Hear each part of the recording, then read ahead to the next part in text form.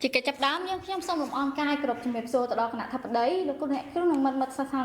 អស់ដែលបានទស្សនានៅវីដេអូមួយនេះពួកយើងគឺជាក្រុមសិស្សានុសិស្សដែលមកពីសាលារៀនសុវណ្ណភូមិទីតាំងទី37សាខាចាក់រ៉េថ្ងៃនេះពួកយើងនឹងលើកយកទៅលើគម្រោងតាក់ទងជាមួយនឹងទីក្រុងបៃតងដែលពួកយើងបានធ្វើនិងរចនាមកបកស្រាយប៉ុន្តែក្នុងចាប់ដើមអនុញ្ញាតឲ្យក្រុមយើងខ្ញុំណែនាំនៅសមាសធាតុជាមុនសិននាងខ្ញុំឈ្មោះលូសកុមរស្មីជាសិស្សរៀននៅថ្នាក់ទី11កនាងខ្ញុំឈ្មោះសៃសុជាតិសាជាសិស្សរៀននៅថ្នាក់ទី10កនិងបាទឈ្មោះគឹមសេរីវឌ្ឍនៈជាសិស្សរៀននៅថ្នាក់ទី7A នាងខ្ញុំមានឈ្មោះថាច័ន្ទចរណៃជាសិស្សរៀននៅថ្នាក់ទី8ខថ្ងៃនេះក្រុមយើងខ្ញុំនឹងបានឡើងមកបកស្រាយទៅលើគម្រោងតាក់ទងជាមួយនឹងទីក្រុងធម្មពលបៃតងដូច្នេះសូមទាំងអស់គ្នារីករាយសន្តាប់ដូចតទៅឥឡូវយើងចូលមកក្នុងសមត្ថកម្មរបស់យើងប្រសិនបើទីក្រុងរបស់យើងប្រើប្រាស់នៅធម្មពលប្រព័ន្ធព្រះអាទិត្យស្វ័យប្រវត្តិធម្មពលភ្លើងផ្លូវស្វ័យប្រវត្តិនិងធម្មពលធម្មជាតិបៃតងស្វ័យប្រវត្តិនោះយើងនឹងជួយកាត់បន្ថយទៅលើការព្រៀនប្រឌិតនៅធម្មពលអគ្គិសនីការសន្សំសំចៃថវិកានិងលុបបំបាត់នៅការបំពុលបរិស្ថាននាពេលអនាគតសូមអរគុណបងប្អូនចឹងអ្នកទាំងអស់គ្នាបានស្ដាប់ឮហើយថាសមត្ថកម្មរបស់ពួកយើងបើសិនជាការណាដែលយើងចង់ឲ្យមានការប្រើប្រាស់នៅការកែច្នៃធម្មពលបៃតងឲ្យកាន់តែច្រើនដូច្នេះវាជួយកាត់បន្ថយទៅលើបរិស្ថានបានច្រើនហើយជួយដល់សម្រួលដល់ធម្មពលផ្សេងព្រមទាំងជួយសង្គ្រោះអនាគតពិភពលោកពីការបំពុលបរិស្ថានផងដែរបន្តមកទៀតយើងនឹងមកដឹងពីគោលបំណងនៃការបង្កើតនៅគម្រោងនេះឡើងដូចនេះគោលបំណងបង្កើតគម្រោងទីក្រុងវៃឆាននាពេលអនាគតដែលប្រើប្រាស់ធម្មពលកើតឡើងវិញដែលឬ green energy ផលិតដើមឈើស្វ័យប្រវត្តិឬ solar tree ដែលអាចបង្វិលទាំង solar ទៅតាមពន្លឺព្រះអាទិត្យដើម្បីទាញយកធម្មពលអតិបរមាបង្កើតប្រព័ន្ធភ្លើងផ្លូវស្វ័យប្រវត្តិឬauto street light ដើម្បីជួយសន្សំធម្មពលនៅពេលយប់បង្ហាញពីការរៀបចំគេហដ្ឋានរចនាសម្ព័ន្ធផ្លូវថ្នល់ប្រកបដោយជីវភាពសូមអរគុណចឹង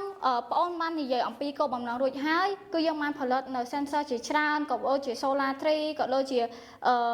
អំពូលភ្លើងស្វ័យប្រវត្តិជាមួយនឹងផ្ទះតាក់ទងជាមួយនឹងអគ្គិសនីកម្មវិធីផ្សេងដើម្បីជួយសម្រួលដល់គម្រោងមួយនេះដូច្នេះយើងមកយល់ដឹងថាតើយើងត្រូវការសម្ភារៈអ្វីខ្លះសម្រាប់គម្រោងមួយនេះទី1គឺយើងត្រូវការប្រភេទនៅ LED motor 9V ថ្មក្បាលថ្មplastic tray, piezoelectric, small motor DC, ខ្សែភ្លើងហើយជាមួយនឹងពិសេសនោះគឺ motor driver LP98N, solar panel ឬក៏ជាប្រភេទទាំង solar មួយទៀតគឺ IR sensor គឺជា IR ចាប់ស្រមោលមួយទៀតគឺ soldering ជាប្រភេទក្បាលមាន់ប្រដាប់ផ្សារខ្សែភ្លើងដែលយើងត្រូវការប្រើប្រាស់ជាចាំបាច់ហើយនឹងចុងក្រោយគឺ LED model គឺយើងប្រើប្រាស់សម្រាប់ចាប់ពន្លឺថ្ងៃនេះឯងទាំងអស់នេះគឺជាសម្ភារៈមួយចំនួនសំខាន់ដែលយើងបានប្រើប្រាស់ដើម្បីបង្កើតនៅគម្រោង project នេះឡើងបន្តមកទៀតយើងនឹងមកយល់ដឹងពីការផលិតដូចតទៅទី1យើងប្រើប្រាស់នៅបន្ទាំងថ្មបន្ទាំងជ័រ PVC សម្រាប់បង្កើតនៅក្រងឆ្អឹងយើងបានបង្កើតនៅប្រភេទរចនានៅផ្លូវថ្នល់ដែលមានប្រកោភ្លើងចំនួន2ដែលប្រកោភ្លើងទី1គឺចាប់ស្រមោលដូច្នេះនៅពេលដែលមានចរាចរណ៍តែប៉ុណ្ណោះទើបវាអាចធ្វើ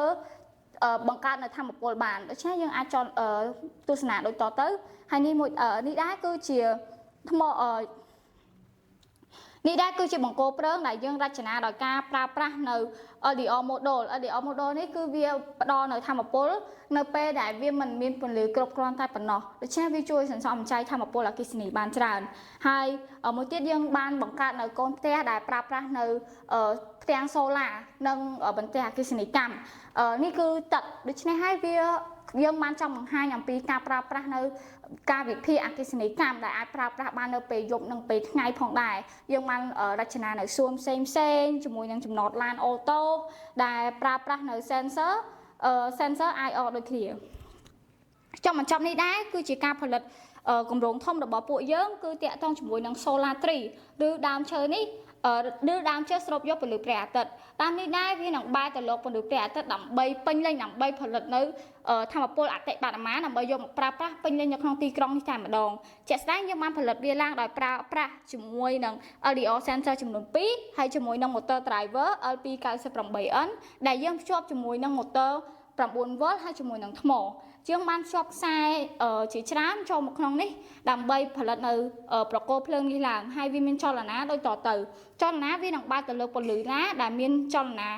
ដែលមានពន្លឺខ្លាំងជាងគេដូច្នេះនៅពេលដែលកន្លែងណាដែលមានពន្លឺខ្លាំងជាងគេវានឹងវិលមកលើពន្លឺនេះដោយខ្លួនឯងនេះបានបង្ហាញពីការស្រូបយកពន្លឺព្រះអាទិត្យបានយ៉ាងពេញលេញបំផុតដើម្បីជាជំនួយដល់ការបង្កើតថាមពលបានយ៉ាងច្រើនផងដែរ ជាលទ្ធផលគម្រោងខាងលើនេះគឺបានបញ្ជាក់អំពីការប្រើប្រាស់សូឡាដើម្បីអាចអភិវឌ្ឍប្រទេសក៏ដូចជាការពារនៅបរិស្ថានរបស់យើងដែលយើងបានលើកនៅ project នេះគឺតាក់ទងនឹងការធ្វើប្រើប្រាស់សូឡាចំនួន 5 ចំណុចគឺទី1តាក់ទងនឹងបង្គោលភ្លើងដែលបង្គោលភ្លើងពីរនេះគឺមាន sensor ខុសគ្នាចំនួន 2 ដែល sensor ទី1នឹងចាប់នៅវត្ថុដែលឆ្លងកាត់វាក៏ដូចជា